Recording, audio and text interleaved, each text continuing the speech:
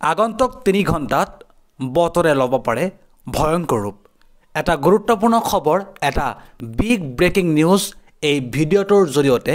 জনাবলৈ লৈছোঁ হয় বতৰ বিজ্ঞান কেন্দ্ৰই এক সতৰ্কবাণী জাৰি কৰা পৰিলক্ষিত হৈছে আগন্তুক 3 ঘণ্টাত বতৰে কালৰূপ ধাৰণ কৰিব পাৰে হয় প্ৰতি ঘণ্টাত 90 কিলোমিটাৰ বেগত ধুমুহা বৰষুণ অহাৰ সতৰ্কবাণী জাৰি কৰা হৈছে ৰাজ্যৰ বহু জিলাত জাৰি কৰা হৈছে অৰেঞ্জ এলাৰ্ট হয় আগন্তুক 3 ঘণ্টাত বতৰে ল'ব পাৰে ভয়ংকৰ ৰূপ মহানগৰীত বৰষুণ আপোনাৰ ঠাইত বতৰ কেনেকুৱা আপুনি কমেণ্টত জনাবচোন প্ৰতি ঘণ্টাত 90 কিলোমিটাৰ বেগত ধুমুহা অহাৰ এক সম্ভাৱনা প্ৰকাশ কৰিছে বতৰ বিজ্ঞান কেন্দ্ৰই আৰু ৰাজ্যৰ বহু জিলাত ইতিমধ্যে অৰেঞ্জ এলাৰ্ট জাৰি কৰা হৈছে 19 ঘণ্টাত 25 জনক গ্ৰেপ্তাৰ কৰা হৈছে পাকিস্তানক সমৰ্থন কৰা কাৰো ৰক্ষা নাই অসমত থাকি পাকিস্তানক সমৰ্থন কৰা সকল এতিয়া সাৱধান হওক অসমত থাকি পাকিস্তানক সমৰ্থন কৰা কাকো ৰেহাই দিয়া নহব এই পৰ্যন্ত 25 জন পাকিস্তানী সমৰ্থকক গ্ৰেপ্তাৰ কৰিছে অসম আৰক্ষীয়ে কোনো ব্যক্তিয়ে লিপ্ত হ'ব নোৱাৰিব দেশদ্ৰোহী কাৰ্যত বিগত 19 ঘণ্টাত গ্ৰেপ্তাৰ হৈছে 6 জনকৈ পাকিস্তান সমৰ্থনকাৰী নৰ্মেল হক শেখ খৰুজ ফিৰাজুল ইছলাম কামালউদ্দিন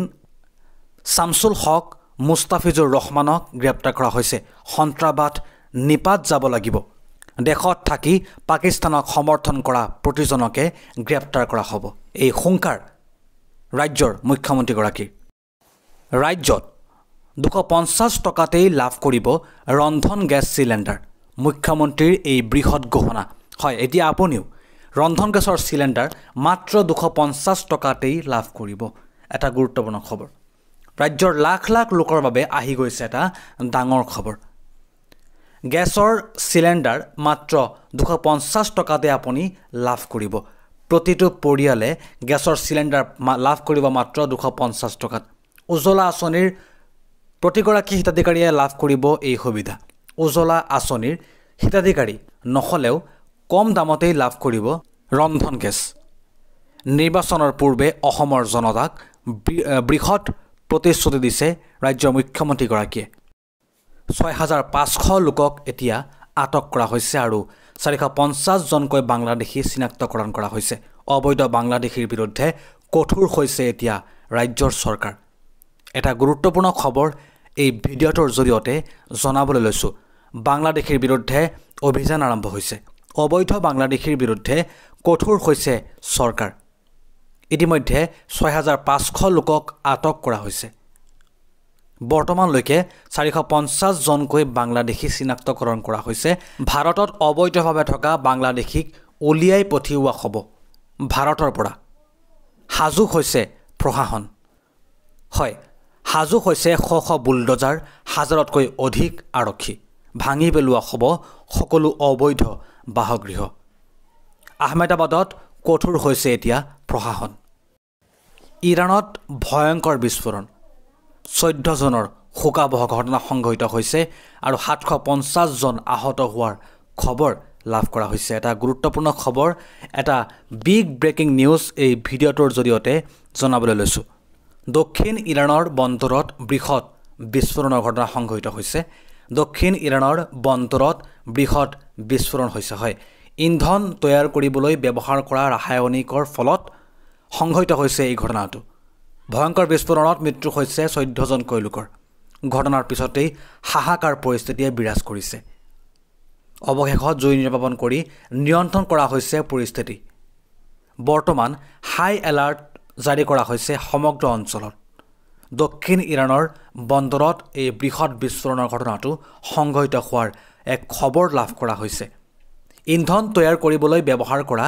ৰাসায়নিক সামগ্ৰীৰ ফলত সংঘটিত হৈছে এই ঘটনাটো যাৰ ফলত 14 জনকৈ লোকৰ মৃত্যুৰ খবৰ লাভ কৰা হৈছে প্ৰায় 750 জনকৈ লোক ইয়াৰ ফলত আহত হোৱাৰ খবৰো লাভ কৰা হৈছে